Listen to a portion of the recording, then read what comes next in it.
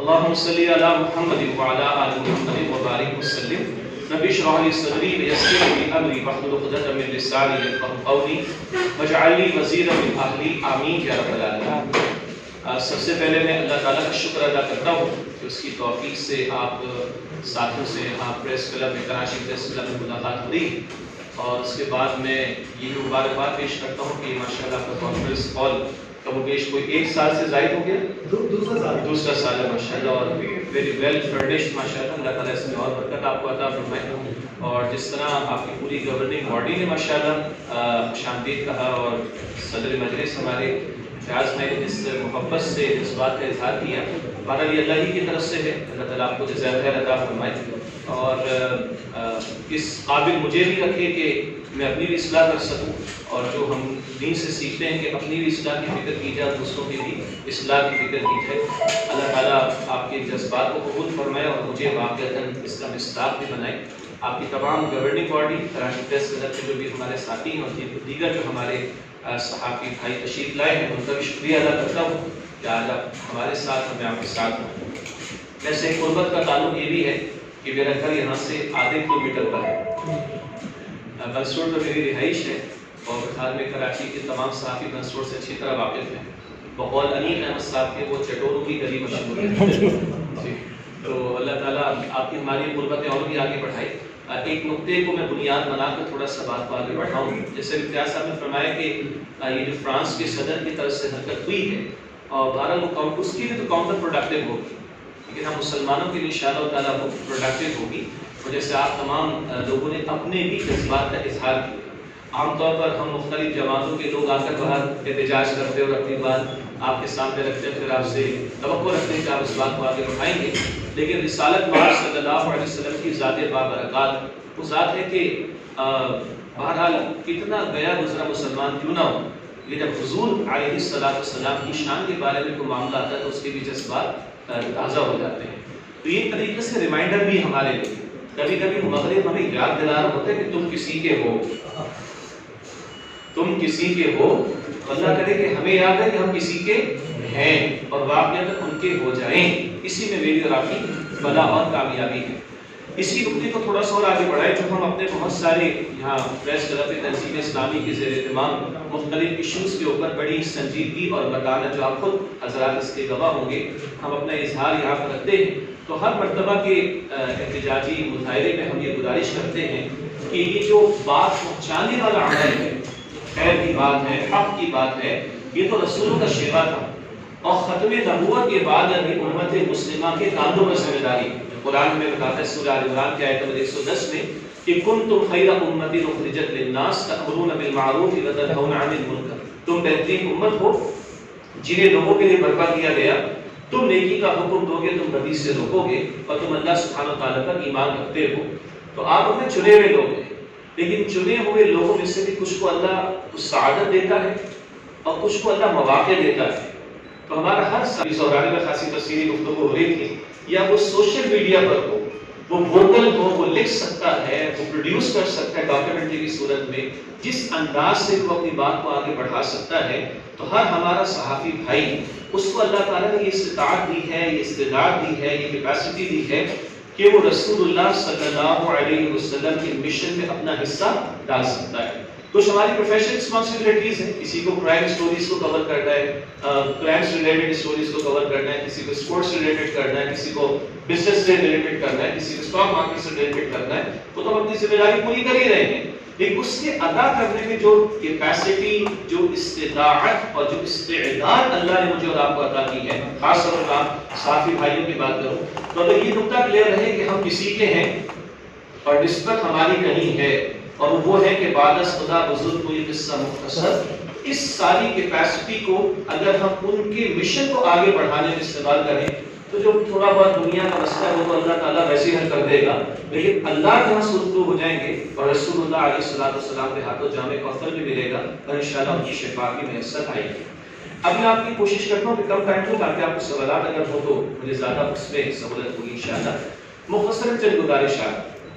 اللہ رب العالمین نے انسان کو زمین پر بھیجا ایک مشن دے کر، ایک مقصد دے کر، اور وہ ہے اس کی عبادت۔ ہر پیغمبر نے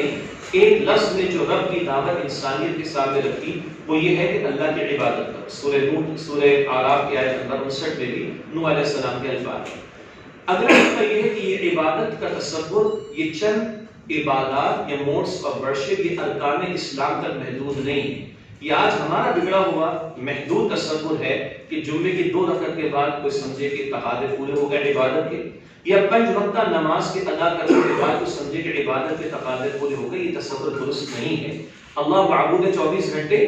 تو اس کی عبادت بھی 24 گھنٹے مطلوب ہے. ہاں میں اپنی معاش کی محنت کر رہا ہوں، چاہے میرے گھر میں خوشی غمی کا موقع آ جائے، چاہے میں جج کی سیٹ پر بیٹھا ہوں یا حکمران کی سیٹ پر بیٹھا ہوں، پرائمریلی میرا رول ہے عبداللہ کا اللہ کا بندہ بننا. نمبر 1. نمبر 2، آپ کی میری ایک اور نسبت بھی جس کی طرف اشارہ ہوا، ہم اللہ کے بندے ہیں اور محمد رسول اللہ علیہ السلام کے نمائندے. اللہ نے پہلے سوالات کم و بیش انبیاء رسول کو چنا ایک اپنے کام کو اپنے پیغام کو پہنچانے کے لیے. اب ختم نبوت کے بعد اللہ نے مجھے اور آپ کو اس امت کو چنا ہے. تو بقیہ اور امتوں یا ان کے افراد کے مقابلے میری آپ کی ذمہ داری دوہری ہے. خود اللہ کا بندہ بھی بندہ ہے اور محمد رسول اللہ علیہ السلام کا نمائندہ بھی بندہ ہے. اگلا نقطہ ہے کہ جب یہ عبادت 24 گھنٹے کا تقاضا ہے تو اسے مسجد میں مطلوب نہیں بلکہ اس امت کے لیے ساری زمین کو مسجد بنایا گیا. یہ عبادت مسجد سے باہر بھی مطلوب ہے. اور پھر چاہے امت کے افراد کے گھرانے ہوں یا ان کی مارکیٹ ہو، ان کی معیشت ہو، ان کی عدالت ہو، ان کی سیاست ہو، ان تمام امور میں عبادت مطلوب ہے. اس کو ایک اور انداز سے قرآن کہتا ہے سورۃ البقرہ کے آیت نمبر 208 میں، ادخلوا فی السلم کافہ، اسلام میں پورے کے پورے داخل ہو جاؤ. یہ ملک جو ہم نے اسلام کے نام پر حاصل کیا یہ بھی اسی مقصد کے لیے کیا تھا، ورنہ نمازیں ادا کرنا کوئی دشوار ہے بھارت میں امریکہ میں لوگوں کے لیے؟ کیا روزے رکھنا کوئی مشکل ہے؟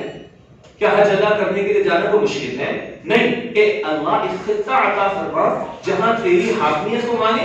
اور تیری کتاب اور تیرے پیغمبر کی سنت کے مطابق معاملات کو طے کرے. یہ گارنٹی اقبال کو بھی تھی کہ سر ولی زیبا فقط ذات بے ہمتا کو ہے، حکمراں ہے ایک وہی باقی بتانے حاضری. اور یہ گارنٹی قائد اعظم کو بھی تھی کہ خلافت راشدہ سے اصول لے کر عہد حاضر کی اسلامی فلاحی ریاست انسانیت کے سامنے پیش کرے. اور اقبال نے لکھ کر بلوایا تھا واپس انگلینڈ سے قائد اعظم کو کہ اقبال لکھتے ہیں اپنے خط میں جو قائد اعظم کو لکھا کہ جہاں تک میں نے مسائل پر غور کیا ساری انسانیت کے مسائل کا واحد حل اسلامی شریعت کے نفاذ میں ہے، لیکن جب تک ایک آزاد خطہ ہمارے پاس نہ ہو کیسے اللہ کی شریعت کو نافذ کر سکیں گے.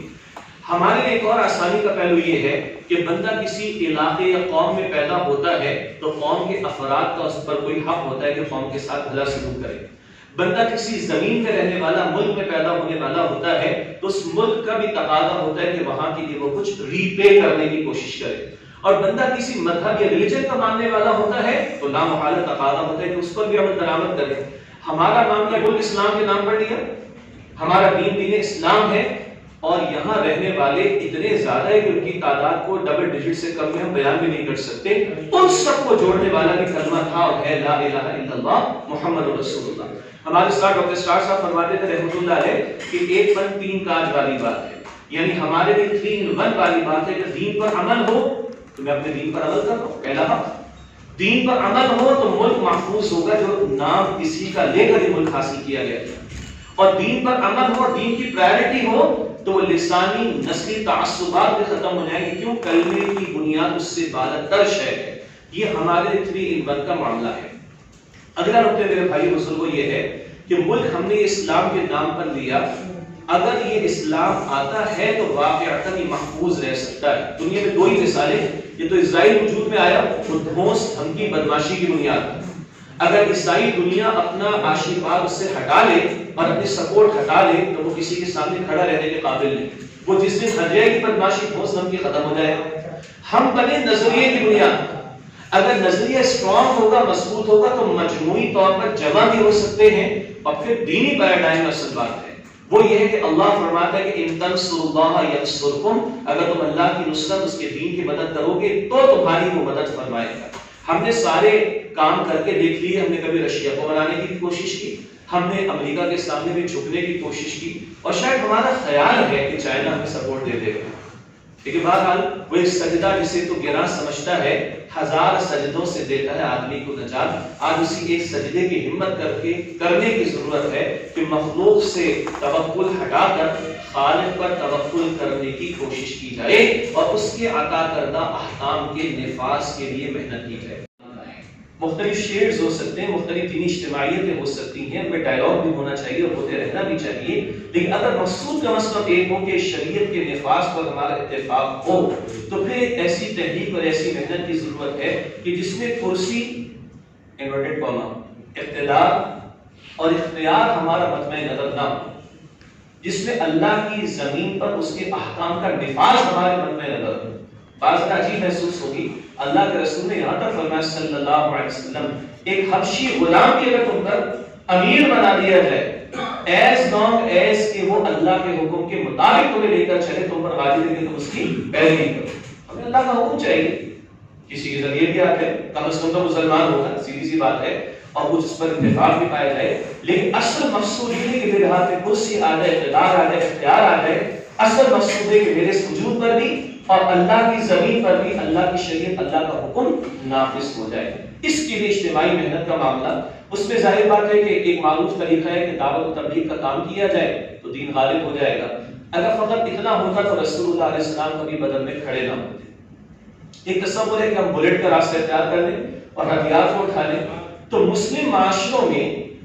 جنگ کا معاملہ مسلمان ہی حکمرانوں کے خلاف یہ کوئی آسان بات نہیں ہے۔ ٹیکنیکلی فقہا اس کو مسئلہ خروج کہتے ہیں اور اس کی شرائط بڑی کڑی ہیں جو ہمارے مسلم معاشرے میں پورا ہوتی بھی نظر نہیں آتی۔ ایک معروف طریقہ ہمارے ہے، بڑا دلچسپ بھی ہے اور اس کی 70-72 سال کی تاریخ بھی ہے، انتخابی سیاست کا راستہ آزمودہ بھی ہے، نتائج بھی سامنے ہیں۔ ہمارا خیال بیان کرنے کے ساتھ یہ کہ ان سے ہٹ کر کسی طریقے کی طرف دیکھنے کی ضرورت ہے جس کو ہمارا خیال ہے کہ ہم سمجھتے ہیں کوئی منظم،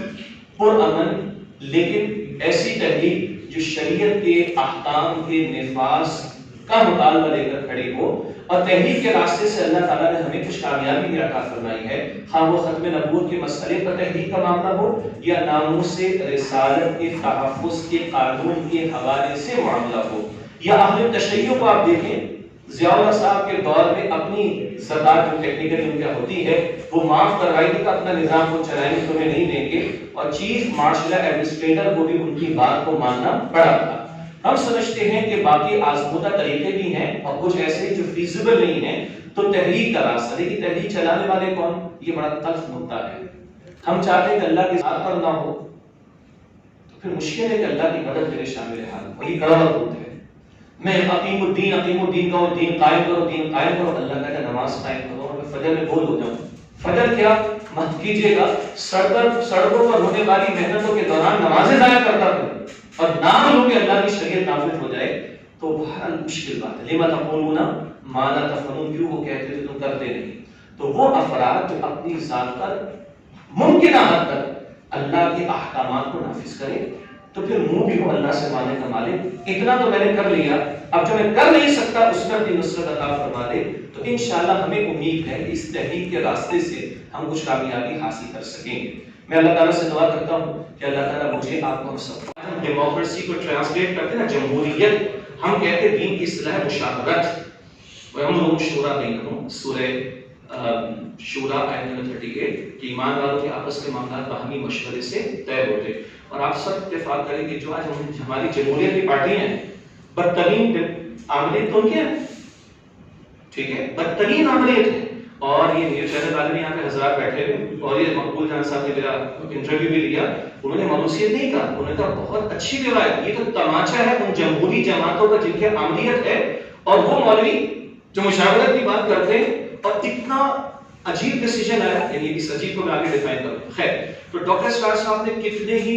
اجلاس بلائے سینئرز کے اور ان میں مشاورت کا سلسلہ رہا، اس پورے پروسیس سے گزرنے کے بعد 6 لوگ سامنے آئے تھے جن میں آپ کے صحیح صاحب بھی شامل تھے، پھر مزید مشاورت ہوئی، اس کے بعد جا کے ڈاکٹر صاحب ان کے بارے میں طے کیا۔ اب دلچسپ بات، جس کو ملوکیت کہتے ہیں یا ملوکیت میں بھی موروثیت کا تصور ہوتا ہے، ہم سب جانتے ہیں خلیفہ کا انتقال ہوتا تھا، اس کے بعد بیٹا خلیفہ بنتا تھا۔ ڈاکٹر اسٹار صاحب کا انتقال ہوا 2010 میں، اور آپ کے صحیح صاحب امیر ہوئے 2002 میں، اور 8 سال تک ڈاکٹر اسرار صاحب خود عاقب سعید صاحب کی بیعت میں رہے، ایک بار۔ دوسری بات، جب خلیفہ مرتا تھا تو اس کا بڑا بیٹا بنتا تھا۔